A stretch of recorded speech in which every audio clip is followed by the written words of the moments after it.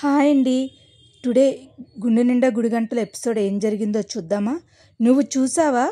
అంటే అది ఏ పూల కొట్టో కిరాణా కొట్టో అయి ఉంటుందిలే. అలాంటివే మనోజ్ గాడి చదువుకి తగ్గ బిజినెస్ కావు. కష్టపడితే పూల కొట్టునైనా ఓకే షాపు చెయ్యొచ్చు. ఓకే షాపు కాదన్నయ్య, బొకే షాపు. అదే కిరాణా కొట్టుని కూడా సూపర్ మార్కెట్ చెయ్యొచ్చు. నేను చెప్పానా వీడు ఇలాంటివే చూస్తాడని? రే, నా రేంజ్లో బిజినెస్ నువ్వు చూడలేవురా. చెప్పనివ్వకుండా మాట్లాడేస్తున్నారేంటి? అసలు ఆయన ఏ షాప్ చూసారో చెప్పనివ్వండి. ఫర్నిచర్ షాపా? వీడి రేంజ్కి అది సరిపోదా? అది ఏసీ షోరూంలో. వీడు సరిగ్గా చూసుకుంటే చాలు, వీడికి తగ్గట్టుగా కూర్చుని సంపాదించుకోవచ్చు. ఇప్పుడు మాట్లాడండి అత్తయ్య. దీనికేదో అయ్యిందిలే అమ్మ. హాస్పిటల్లో చూపించేదాకా వాగుడు తగ్గదు. బాగా పెట్టుబడి పెట్టాలేమో. లేదు, ఆయన షాప్ని డీలర్షిప్ చేసుకుని నడుపుతున్నారు. ఆయన మీ దగ్గర ఉన్నది సరిపోదేమో. మంచి ఐడియా. అయినా నాకైతే కొంచెం తక్కువకే ఇస్తానని అన్నారు. నీకేమో కొమ్ములున్నాయా? నాకేం కొమ్ములు పెరగలేదు. అంతకు ముందు ఉంటాయనేమో అన్నమాట. అబ్బా, ముందు చెప్పని. వీడు ఐడియా ఇచ్చాడు అంటే నాకు ఏదో తేడా కొడుతుంది. మీ ఒకరికైనా ఎందుకు అలా అనిపిస్తుంది? వీడు చిన్నప్పటి నుండి మనోజ్తో వెటకారంగా మాట్లాడుతూనే ఉంటాడు. మీరు కూడా ఆయనతో వెటకారంగానే మాట్లాడుతున్నారు కదా. బాలు ఇచ్చింది మంచి ఐడియానే కదా. అవును మావయ్య, నాకు కూడా నచ్చింది. అవునరా, అందులో ఓనర్ ప్రిపరేషన్ ఛాంబర్ కూడా ఉందా? అందులో ఏసీ కూడా ఉండాలి. ఏరే మొహం పచ్చడి చేస్తా. ఏసీ రూమ్లో కూర్చోడానికా బిజినెస్ పెట్టుకునేది? సర్లే, ఐడియా ఇచ్చావు కదా అని ఆయన్ని డామినేట్ చేయాలని చూడకు. మీరు కాస్త నాతో వస్తారా? ఎందుకు? ఎవరికి దురద పెడితే వాళ్లే గోక్కోవాలి. రండి. బాలు మంచి ఆఫర్ చూపిస్తే మీరేంటి చీప్గా తీసేస్తున్నారు? గుడి ముందు అడుక్కోవడం కన్నా డిగ్నిటీగానే ఉంది కదా. నువ్వే అడగేవాడు చెప్పేవాడు తీసిపోయారా ఏంటి? అందరం కలిసి వెళ్ళి చూసి వద్దాం. ఏమంటారమ్మా? అలాగే మామయ్య. ఏం చూసినా ఆలోచించి చెయ్యండి. ఆ డబ్బులేవో మీ అత్తయ్య ఇవ్వడమ్మా. 2 కళ్ళు కట్టుకుంది. మొహం చూడు. అబ్బా మీనా, ఏంటి మీనా? వాళ్ళ పనులు మీరెందుకు వేలు పెడుతున్నారు? మంచి షాప్ దొరికిందని చెప్తున్నాను కదా. ఇప్పుడు ఏమైంది? అత్తయ్య మాటలు విన్నారు కదా. మీరేం చేసినా తప్పుగానే అర్థమవుతుంది. అందుకని మంచి విషయాలు కూడా పట్టించుకోవట్లేదా? ఎంత కాదనుకున్నా మనోజ్ మా అన్నయ్య. పెద్ద చదువులు చదువుకున్నాడు, కానీ తెలివిగా బతకడం తెలియదు వాడికి.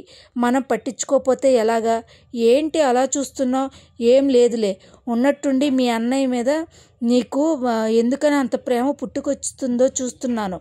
అది ప్రేమ కాదు, తెలియదు, కానీ వాడు బాగుంటే బాగుంటుంది అనిపిస్తుంది. ఎప్పటి వరకు వాడు మాటలు కాలక్షేపం చేస్తాడు? ఇప్పుడు వాడు పనికొచ్చే పని ఏదైనా చేయాలనుకుంటున్నాడు. అందుకే వాడు బాగుపడడానికి నా వల్ల అయ్యిందల్లా నేను చేయాలనుకుంటున్నాను. అంతేనా? అంతే. వాడు ఎవరెవరో నమ్మి డబ్బంతా తగలేసి రేపు నాన్నకి ఇవ్వాలని డబ్బు ఎలా ఇస్తాడో. అదన్నమాట విషయం. చెరువులో చేప పాచిని తిని చెరువుని శుభ్రం చేయాలనుకుంటున్నావా? వింటున్నానులే, చెప్పండి. ఎవరికీ లేని బాధ్యత మీకెందుకు అంటావని నాకు తెలుసు.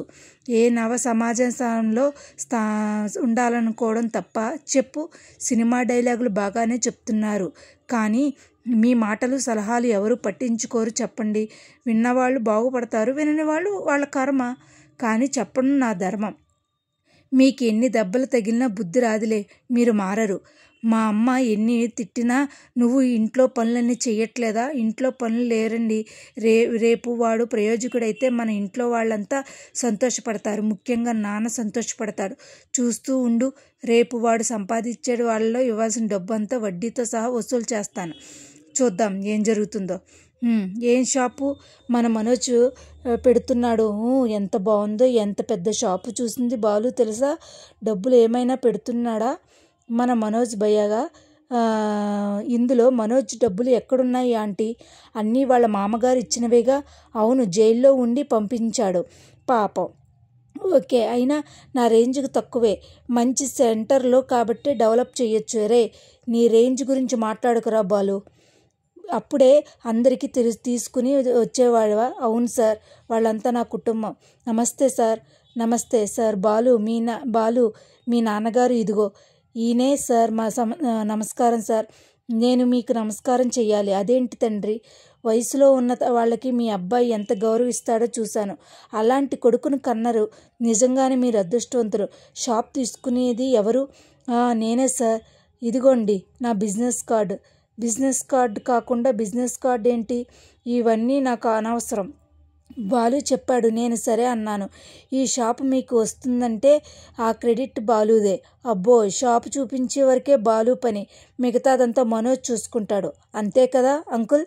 అవునమ్మా. ఎవరైనా మీ దారిలో వెళ్ళమని చెబుతాను. చెప్పు పట్టుకుని నడిపించి. భలే చెప్పారు సార్. ముందు మీరు షాప్ చూసుకోండి, మిగతా విషయాలు తర్వాత మాట్లాడుకుందాం. నువ్వు చిన్నగా మొదలుపెట్టి ఇంత డెవలప్ చేశాను.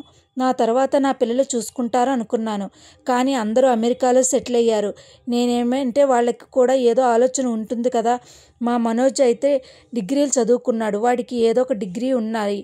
మీ షాపును వాడు ఇస్తే దాన్ని 4 రెట్లు పెంచుతాడు. అలాగే ఎదిగితే సంతోషమేగా. మీరు మాట్లాడుతూ ఉండండి, నేను ఇప్పుడే వస్తాను. ఏమండి చూసారా? చూడండి, వాడి నా స్థాయిలో చూడాలని నేను ఎన్ని కలలు కన్నానో. ఎంత దర్జాగా కూర్చున్నాడో చూడండి. షాప్ చూసి ఓనర్లా మాట్లాడుతుందాం.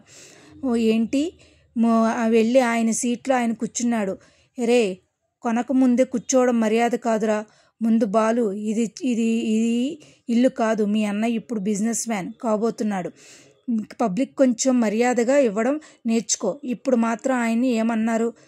షాపు వెనుక ముందు ఓనర్ కూర్చోవడం మర్యాద కాదు అన్నారు. బిజినెస్ చేస్తే మాత్రం అన్నదమ్ములు కాకుండా పోతారా ఏంటి? ఇది పూల అంగడి కాదు, ట్యాక్సీ నడుపుకోడే కాదు. ఇంత పెద్ద షాపుకి నా కొడుకు ఓనర్ అవుతున్నాడని మీ అందరికీ కుళ్ళుగా ఉన్నట్టుంది. ఈ షాప్ని మా ఆయన చూపించారు. అది గుర్తుపెట్టుకోండి. అమ్మ, బయటికి వచ్చిన మీ నోరు అదుపులో పెట్టుకోవాలి. ఏంటంటే అలా చూస్తున్నారు? వీడు పని దొంగ అవని కాకపోని, నాకు నచ్చకపోని, కుర్చీలో వాడు కూర్చుంటే చూడటానికి నాకు చాలా బాగుంది. మీ మనసులో ఎంత స్వచ్ఛమైన మాటలు, మీ మాటలు కూడా అంతే స్వచ్ఛంగా ఉంటాయి. అది అర్థం చేసుకోవాలంటే పెద్ద మనసు ఉండాలి. ఈ షాప్లో ఉన్న ఫర్నిచర్ అంతా డీలర్షిప్ ఉన్నాయి. మీరు ఎంత సేల్ చేస్తే అంత కమిషన్ వస్తుంది. మంత్కి ఒక టార్గెట్ ఉంటుంది. అది ఇంకా మీ టార్గెట్ ఆధారపడి ఉంటుంది. అమ్మ, మనోజ్కి మంచి స్ట్రాటజీస్ ఉన్నాయి. మనోజ్ రెడీ. చుంటే అంటే నవ్వుతూ లేరా? ఇక్కడ కూడా బద్ధకమేనా? రోజు లంచ్ అయ్యాక హాయిగా రెస్ట్ తీసుకోవచ్చు. ఏడ్చావులే, నువ్వు పడుకుంటే నీ బిజినెస్ పడుకుంటుంది. పద ఇంక బాగుంది సార్. ప్రాక్టీస్ ఎలా ఉన్నాయి మనం డిస్కస్ చేద్దాం. సార్ అవును కదా, అది కూడా తెలుసుకోవాలి. మనోజ్, మనం తర్వాత మాట్లాడుకుందాం. ఎందుకు ఇప్పుడు మాట్లాడుకుందాం? తొందర ఏముంది? మళ్ళీ వద్దాం. అవునవును, తర్వాత మీరిద్దరూ వచ్చి మాట్లాడుకోండి. అబ్బో, ఎంత లాభాలు వస్తాయో మనకి తెలిసిపోతుంది సార్. మిగతా విషయాలు నా కొడుకు కోడలు వచ్చి మాట్లాడుకుంటారు. వస్తానండి, మేము బయలుదేరుతాం. సరే, థ్యాంక్ యూ సార్. వస్తాం, పదండి. Thank you. నువ్వు కూర్చో మీనా. నేను ఇంట్లో వచ్చినప్పటి నుంచి చూస్తున్నాను. నువ్వు ఎప్పుడూ వడ్డిస్తూనే ఉంటావు తప్ప మాతో కూర్చుని తినవు. ఎందుకు మీనా? అంత కష్టపడి నువ్వు వంట చేస్తావు, నువ్వు తినబడుకుంటావు. అసలు ఈ ఇంట్లో వదిన భోజనం చేయడమే నేను చూడలేదు. అవునరా, గాలి భోజనం చేస్తుంది, తినకుండా బతుకుతుందా? దానికోసం ముందే కూరలు తీసుకుని ఉంటుంది. లేవండి, నేను విడిగా నా కోసం కూరలు తీసి ఎక్కడో దాచిపెట్టాను, వెతికి తీసుకొచ్చి అందరి ముందు చూపించండి. రండి, రమ్మనింది కదా, లేచి వెళ్ళి వెతికి తీసుకురా, చూపించు. అది ఏదో తీసి పెట్టుకుందని అంటున్నావు కదా. ఒకవేళ తీసి పెట్టుకుంటే తప్పేంటి? వంటలు నచ్చాయని ఎక్కువ మనమే వేసుకుంటున్నాం. వదినికి మిగిలేయో లేదో పట్టించుకోవు. ఒకవేళ దాచిపెట్టుకుంటే అదేమైనా క్రైమా? విన్నావా? వాడికి నేను ఏదో కోడలికి తిండి పెట్టనంత మార్చేసేదాన్ని. అందరికీ ముందే నన్ను రాక్షసం చెయ్యాలని, ఒకరిని చెయ్యాలని అంటున్నారు. నోరు మూసుకుని తిను. నువ్వు కూర్చుని మీనా, నేను వడ్డించి అందరూ ఇష్టంగా తింటుంటే అది నాకు తృప్తి. మీరు తినండి. అప్పటి నుంచి కూరలు మిగలకపోతే ఏదో ఒకటి వేసుకుని తింటానులేనండి. ఏదో ఒకటి సూటుమాటలు అనాలి కదా. అవును నాన్న, ఫుల్ సూట్గా ఫోటో దిగి షాప్లో పెట్టుకుందాం. ఏరా, దండ వేసుకుని ఉంటావా ఏంటి? నోటికి ఏది వస్తే అది మాట్లాడమేనా? సారీరా, పక్కనే వచ్చేస్తుంది. అయినా నీది ఫర్నిచర్ షాప్ కదరా, టైలర్ షాప్ పెట్టుకున్నట్టు సూట్ ఏంటి? ఎందుకురా? నా ఇష్టం రా, నా షాపు. నా ఫోటో పెట్టుకుంటే నీకేంటి బాధ? నాకేం బాధ? సోపు డబ్బాలు కాదు కావాల్సింది, బిజినెస్ సరిగ్గా చూసుకునే బిజినెస్ విషయంలో కొడుక్కి ఎవరు సలహాలు ఇవ్వాల్సిన అవసరం లేదు. నేనేం చెప్పానండి? వాళ్ళ సంగతి వాళ్ళు చూసుకుంటారు కదా, ఎందుకు మీకు? వాడు బిజినెస్ వాళ్ళు బాగానే చూసుకుంటారు. లేదులేండి, గుడి ముందు అడుక్కొని తింటాను, నాకెందుకు? రే, నువ్వు గుడి ముందు వదలనురా. ఈ యుగంలో గుళ్ళు ఉన్నంతకాలం గుడి ముందు అడుక్కోవడం నువ్వు గుర్తొస్తావు. మన టాపిక్ మార్చుకుందాం. అవును, షాప్కి ఏం పేరు పెడదాం అనుకుంటున్నారు రోహిణి? ఇంకా ఏమీ అనుకోలేదు. మామూలుగా ఇలాంటి షాప్కి పెద్దవాళ్ళు పేరు పెడితే బాగుంటుంది. అదే పూల కొట్టు కాదు. నా కళ్ళు బాగానే కనిపిస్తున్నాయి. అది పూల కొట్టు కాదని నాకు తెలుసు. వీడికి కళ్ళజోడు తీస్తే ఏమీ కనపడదు. అమ్మమ్మ గారు పేరు పెడితే బాగుంటుందేమో మామయ్య. అవును, షీలా డార్లింగ్ అని పెడితే బాగుంటుంది. సుశీల ఫర్నిచర్ వినడానికి ఎంత బాగుంది. ఇయరా, నీ మనసు ఏం లేదా?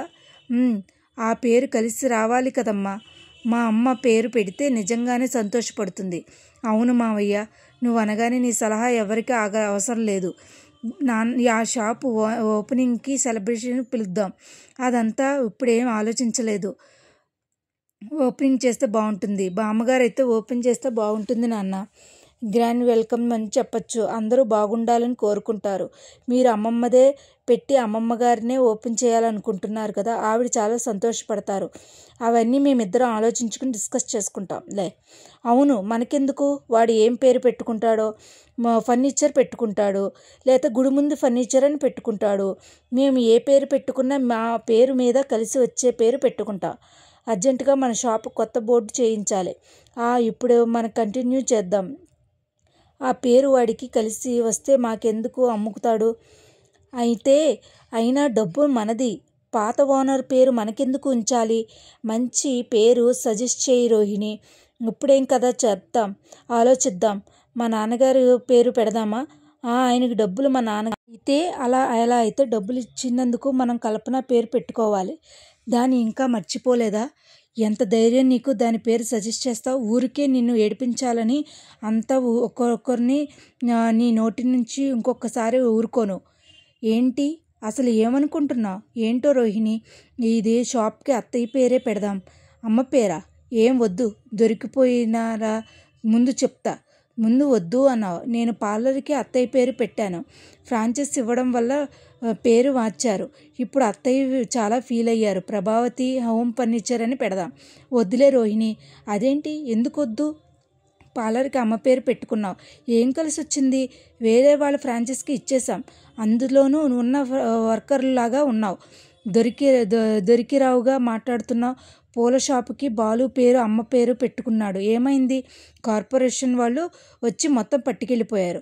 మా అమ్మ పేరు లక్కీ అయితే 2 షాపులు ఎందుకు అలా అవుతాయి? అలా మాట్లాడుకు మనోజ్. అత్తయ్య వాళ్ళు మనం ఎన్ని పొరపాట్లు చేసినా ఈ ఇంట్లో ఉండగలుగుతున్నాము అంటే అది వేరు రోహిణి. కావాలంటే మా అమ్మని ఇంకోసారి శారీ కొనిపెట్టు. వేరు మాత్రం వద్దు. ఇప్పుడు లేనిది అమ్మ అన్నయ్య గదిలోకి వెళ్తున్నారు. ఏంటి, మా రూమ్కి వచ్చేసావేంటి? ఏం కావాలరా నీకు? ఒళ్ళు మండి వచ్చానురా, కడుపు రగిలిపోతుంది. ఎరా లక్షలు మింగినోడా, నువ్వు కడుపు నిండా తినేది కాకుండా కానీ ఏంట్రా అమ్మ పేరు పెట్టవా? చూస్తాన్రా నీ సంగతి అని అంటూ ఉంటాడు. ఇవాళ టుడే ఎపిసోడ్ ఇదేనండి, గుండె నిండా గుడిగంటలు. నా ఎపిసోడ్స్ కనుక మీకు నచ్చినట్లయితే, నా వీడియోస్ కనుక మీకు నచ్చినట్లయితే లైక్ చేసి, షేర్ చేసి, సబ్స్క్రైబ్ చేయండి. Thank you so much. ముందు ఎపిసోడ్లో ఏం జరుగుతుందో గుండె నిండా గుడిగంటలు చూద్దాం. Like, share, subscribe. Thank you.